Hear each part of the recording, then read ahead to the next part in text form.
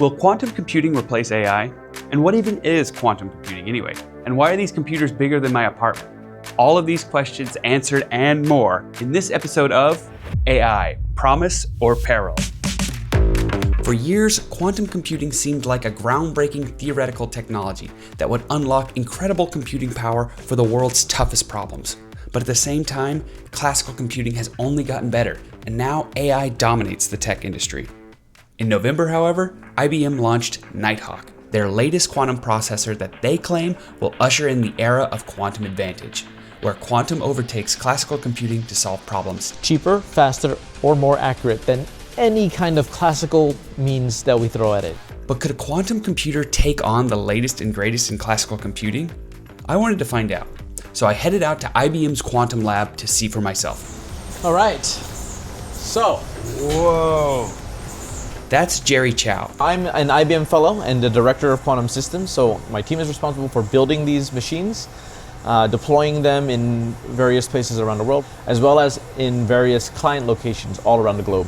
Jerry was there when IBM first put quantum on the cloud in 2016, using a quantum computer with just 5 qubits, or a quantum bit, the quantum equivalent of a traditional computer bit.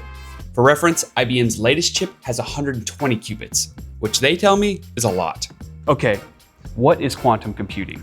It's a big question. Yeah, no, I think it's certainly a very important question. You probably have heard enough about quantum mechanics to know that these concepts like superposition, entanglement, right? Macroscopic quantum tunneling. But the way to think about it really is that it's computing, but with an entirely different set of math and rules, so that you can handle certain problems way more efficiently than you could with a ultimately regular computer. So what we actually have behind this door is a very, very cold refrigerator. Okay. That actually brings our superconducting quantum chips down to 15 millikelvin. So that's 0.015 degrees above absolute zero. Colder than it is in even outer space. That is extremely cold. Yeah. So quantum computing is an entirely different method of computing. But why do we need to do all this when we already have AI? Fundamentally, there are just problems that we know that are out there, which are never going to be solved using classical computers. The solution spaces are too large, the number of possibilities are too large, the scale of the problem grows exponentially in magnitude in some way. And quantum gives us a different way of looking at those problems. In certain cases, it gives us the opportunity to actually solve them. But in other cases, it becomes a new tool for us to explore these types of problems that otherwise we just have brushed off as saying they're too hard for any kind of classical computer to ever look at. How do we find what that's useful for, and how can we find what that can be leveraged for in terms of advantage? That's this phase we're in today. And that's what we're relying on a lot of the ecosystem and partners that are working with us to explore how to use this as a fundamental tool in developing algorithms or developing applications that leverage it. What kind of problem could take thousands of years to solve, and why can't we just solve these problems with AI? Well, for some problems, it comes down to complexity and data sets. AI is great at taking enormous amounts of data, organizing it, and then making predictions based on that data. However, where AI struggles is when we have less data to train it and more accuracy is needed. Plus, the more variables we add, the slower and less reliable it gets. So problems like energy grid optimization and logistics are great for quantum computing because all of those variables add up fast. Simply put, quantum computing is ideal for problems with lots of variables that need to be checked accurately and fast. And companies are paying top dollar to get access to these powerful processors. They can access 10 minutes of quantum computing a month for free. But any more than that is going to cost them. At $96 per minute, the pay-as-you-go plan could end up costing at least $4,800 for an hour, including tech support. Heavier users see the price per minute drop, that in practice, they wouldn't necessarily burn through that hour so fast. Depending on the experiment, companies may need as little as a few minutes or even seconds at a time. Nearly 300 Fortune 500 companies, academic institutions, national laboratories, and startups are using these quantum computers with the hope that the investment will show a return.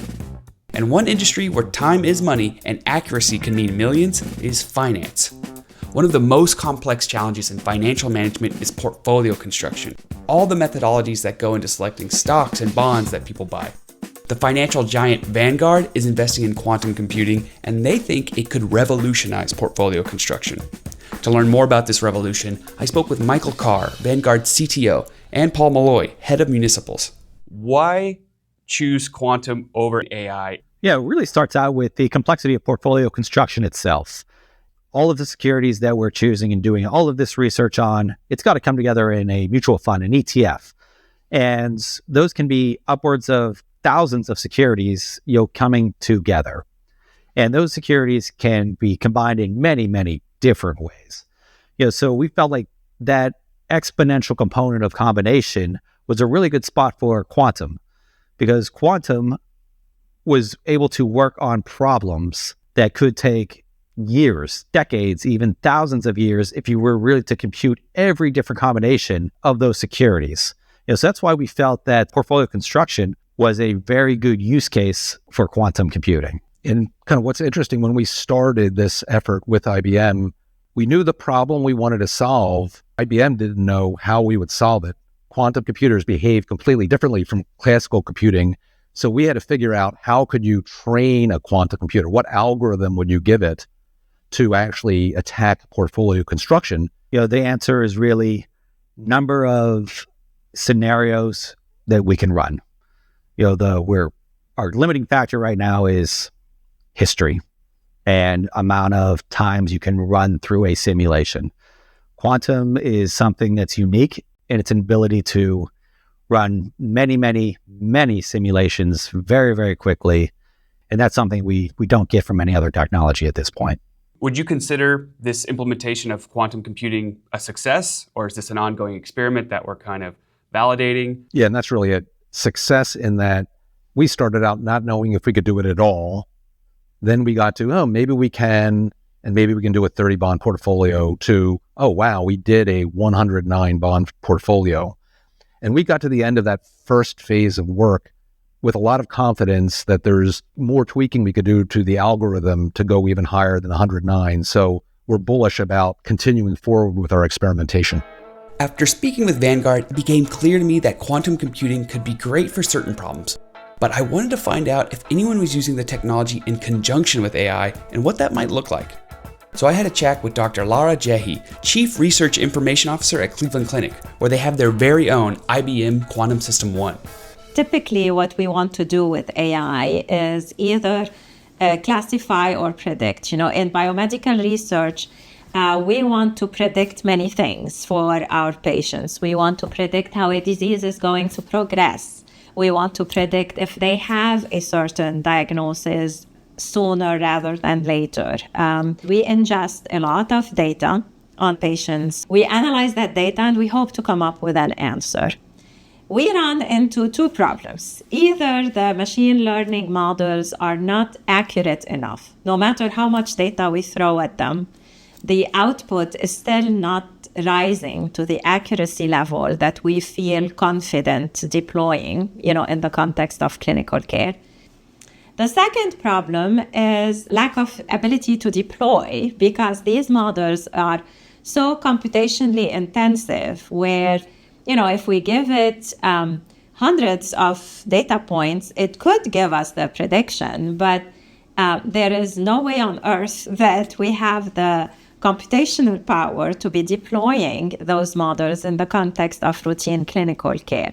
We all can relate to a situation where you're trying to run something on your phone and that circle, keeps running. Those are the situations where we're going to ask and see if quantum can help.